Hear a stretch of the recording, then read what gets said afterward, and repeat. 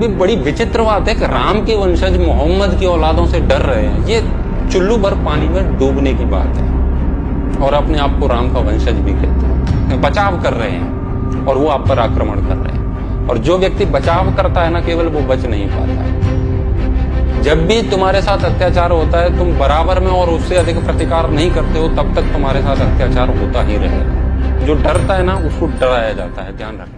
कुरान में ये लिखा है, कुरान में वो लिखा है, कुरान की खातिर वो हमको काटते हैं। कुरान में ऐसा लिखा है कि इनकी स्त्रियों को लूट लो, कुरान में लिखा है कि काफिर को काट दो, ये सब कुरान में लिखा है। ये उन्होंने वहां से सीखा है, इसीलिए वो ऐसा करते हैं।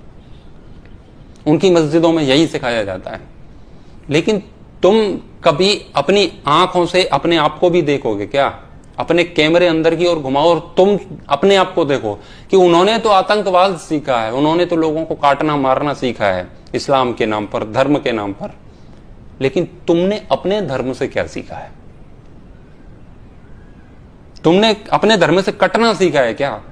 तुमने मरना सीखा है क्या? तुमने अपने धर्म ग्रंथ कभी उठा के भी देखे हैं क्या? कुरान में क्या लिखा है उसकी जांच तो तुम कर रहे हो, कर लो, अच्छी बात है, जान लो, उसका कोई विरोध नहीं है। लेकिन तुम्हारे धर्म ग्रंथ तुम्हारी सुरक्षा के लिए, तुम कैसे जीवन जियो उसके लिए कुछ कहते हैं, उसके लिए भी तुमने कभी कुछ पढ़ा लिखा है क्या? यदि 25 करोड़ के झुंड से 90 करोड़ लोगों का झुंड डरता है, तो 90 करोड़ के झुंड को चाहिए कि वो 25 करोड़ लोगों के झुंड की किताबों में ताक झांक न करके अपनी किताबों में ताक झांक करें कि तुम्हारी किताबों में क्या लिखा है।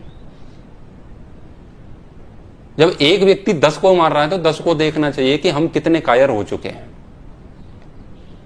छोटी सी बात हुई नहीं कि मिमियाने लगते हो, कोई भी बात हुई नहीं मिमियाने लगते हो, हाय मर गए, हाय तौबा, ये हो गया, पता नहीं अब कहां जाएंगे, और पलायन करते हैं, भागते फिरते हैं। अभी भी कश्मीर से फिर भाग रहे थे, कहां तक भागोगे?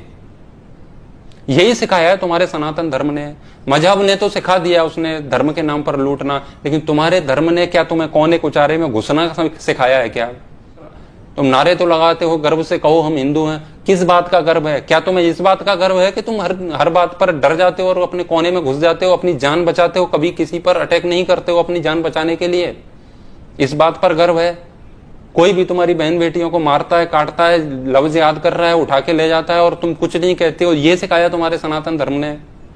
अपनी पुस्तकें उठा करके देखो, तुम्हारे ग्रंथ तुम्हें क्या सिखाते हैं। मोहम्मद ने उनको जो सिखाया वो सिखा दिया, लेकिन राम तुम्हें क्या सिखा के गए वो तुमने नहीं सीखा। कृष्ण तुम्हें क्या सिखा के गए तुमने नहीं सीखा।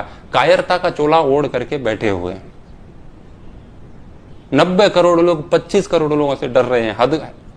और अपने आप को धार्मिक भी कहते हैं, अपने आप को सनातनी भी कहते हैं, हिंदू भी कहते हैं। कम अधार्मिक लोगों से अधिक धार्मिक लोग डर रहे हैं। इस बात का सीधा सा अभिप्राय है कि जो अपने आप को धार्मिक और हिंदू कह रहे हैं वो वास्तव में है नहीं, वो भी अधार्मिक हैं। गलत को सहना अधर्म का लक्षण है, धर्म का नहीं है। तुम स्वयं अधार्मिक हो, तो लड़ाई तो अधार्मिकों और अधार्मिकों के बीच में चल रही है, धर्म अधर्म की लड़ाई नहीं है। तुम खुद अधार्मिक हो।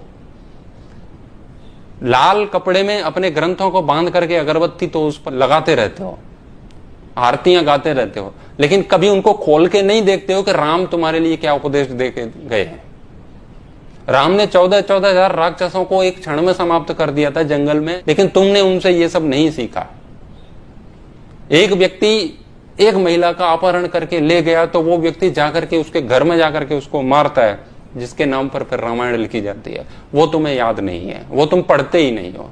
तुम ये क्यों भूल जाते हो कि तुम्हारा सुपर हीरो कुरुक्षेत्र के मैदान में खड़े होकर के वर्ल्ड वॉर लड़ता था, तुम उसकी संतान हो। लेकिन तुम तो बस राधे कृष्णा, बस राधे कृष्णा जपो। गीता में भगवान कृष्ण क्या कह के गए हैं, तुम्हें कैसे जीना है, अत्याचारियों से कैसे सामना करना है, कैसे स्वाभिमान के साथ रहना है, धर्म अधर्म क्या है, वेद बताते हैं तुम्हें। वेद कहते हैं इंद्रम वर्धंतो अप्तुरः कृण्वन्तो विश्वमार्यम अपघ्नन्तो अरावणः। शत्रुओं का नाश करो, अपना ऐश्वर्य बढ़ाओ, संसार को श्रेष्ठ बनाओ। ये सारे संदेश तुम्हारे वेदों में भरे पड़े हैं। शत्रुओं का नाश करो, कर्म करो, छुपने से बात बनेगी नहीं। कृतम में दक्षिणे हस्ते जयो में सव्याहता। वेद कहता है तुम कुछ पढ़ो तो सही, वो बहुत कुछ कह रहा है, लेकिन तुमने तो कान में ईयरफोन लगा रखा है, सेक्युलरिज्म का गीत सुनते हो उसमें।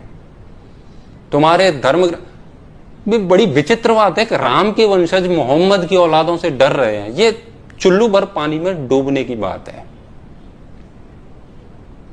और अपने आप को राम का वंशज भी कहते हो। किताबों के हाथ मत जोड़ो, किताबें खोल करके अपने बटन खोल के देखो तुम्हारी किताबों में लिखा क्या है। हमारे वीर पुरुष, हमारे भगवान हमें ऐसी शिक्षा देकर के गए हैं जिसका यदि हम 10% भी समझ लेंगे ना तो अधर्म टिकेगा नहीं। ये मोहम्मद की औलादें तुम्हारे ऊपर कभी हावी होंगी नहीं। लेकिन तुम केवल सुरक्षा अपने आप के बारे में सोचते हो, हम बचे कैसे, बचाव कर रहे हैं और वो आप पर आक्रमण कर रहे हैं। और जो व्यक्ति बचाव करता है ना केवल, वो बच नहीं पाता है।